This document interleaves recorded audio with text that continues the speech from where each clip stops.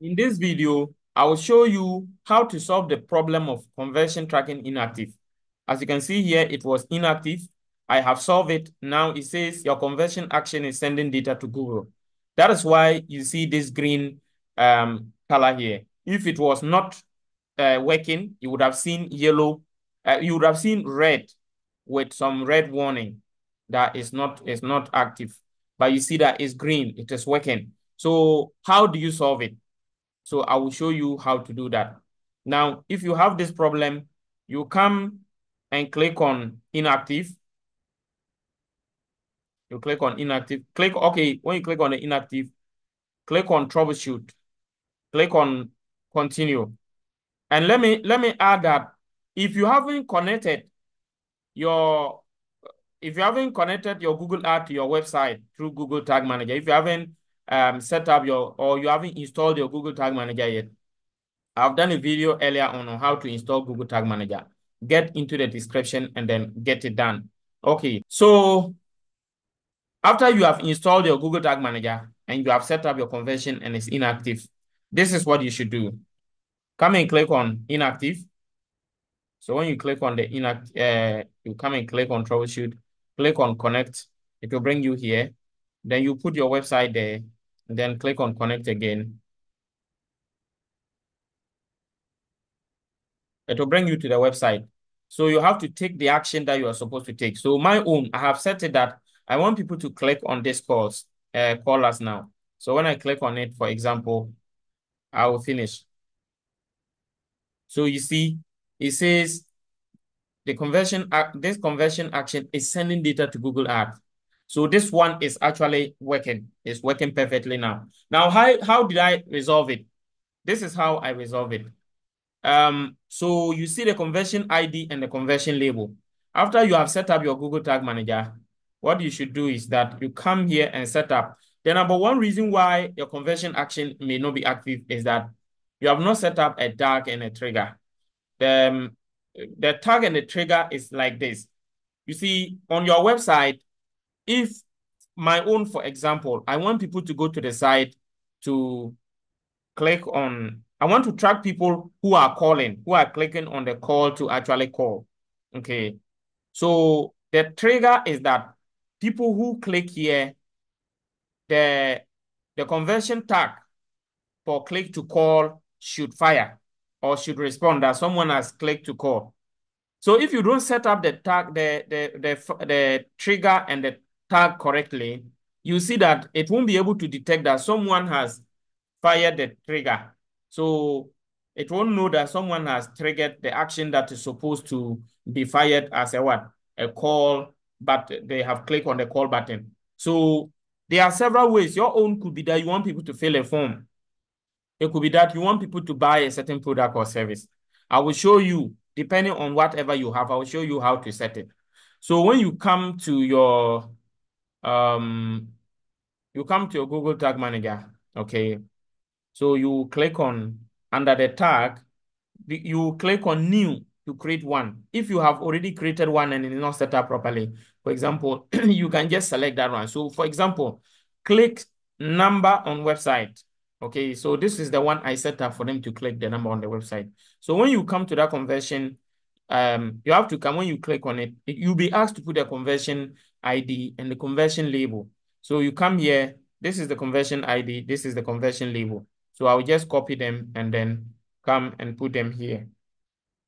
Now, after you put them, you scroll down and go to triggering. So when you click on the triggering, you'll be asked to select a trigger. So for example, there are several ways to trigger. What type of trigger do you want to use? When I say there are several ways, I mean that you can use several things. You can use for example, you can use all elements and go and narrow it down to maybe click elements or whatever. You can use form submission if you want people to submit a form. And you can use window loading or page view. So if you use page view, it means that if someone views a particular page on your website, you'll be able to detect. My own, I chose element. So I just clicked and then chose that. So when I came here, I chose what? All what do we call it? All clicks. or click element, and then I went further to say that I want click element, but it's not all clicks. I want some clicks. Here you can narrow it, you can leave it to either all clicks or some. So it's some, not all clicks. And so as I choose some, they are asking me what is the specific type of click I want. And my click is that I want someone who dials this number on the website. So if you come to the site, if someone tries to dial this number, you see the number will appear. So that's the link. So it means that if I click on this button, I'm actually clicking on this URL. So this URL will take me to a phone for me to call. So that is how it is. So what I just did is I put that number there. So it means that when someone clicks on this number, it is going to respond as a what? A call. Some of you may not know what exactly to select. So in your case, for example, you can come and select. If your case is that you want that someone who submit a form and get to your landing page, you want to track that person, then what you have to do is you have to click the landing page URL. So if someone follows the person submit a form, let's say this particular button were a submit button or sign up button. So when someone clicks, they fill a form and they submit, it takes them to a new URL. That new URL will normally show on the page. So you copy the new URL and then come back to your Google Tag Manager. Then you can decide to select what, instead of click element, you could have selected what, page view. So you wonder if someone views a certain page, it should be recorded. So page view, you would have come here and then instead of click element, you would have selected what, page URL. So when you select page URL, and then you would have come here and just copy that URL and come and paste it here and save. So when you save, it means that when someone goes to get to the landing page, and then they submit the form and get to the thank you page. The thank you page URL will show it. It will trigger that someone has submitted a form, and in that case, it will say that a form submission has been made.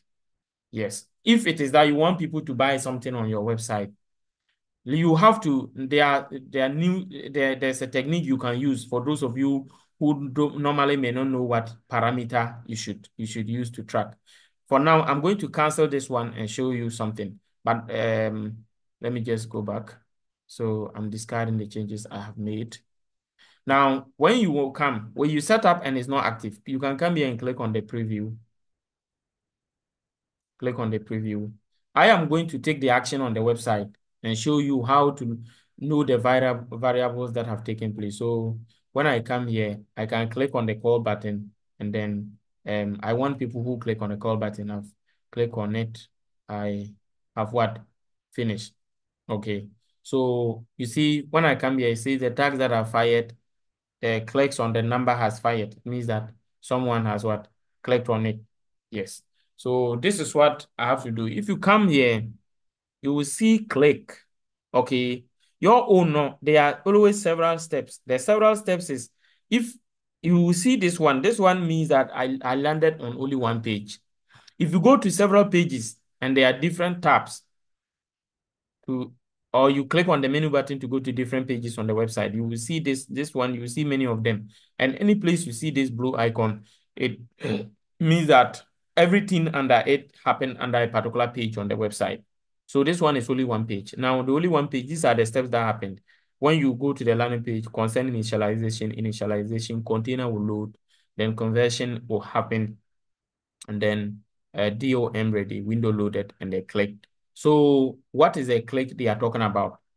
When I clicked on the URL, so if I want to go to the click and then see the variables of the click, so you click on it and come to variables.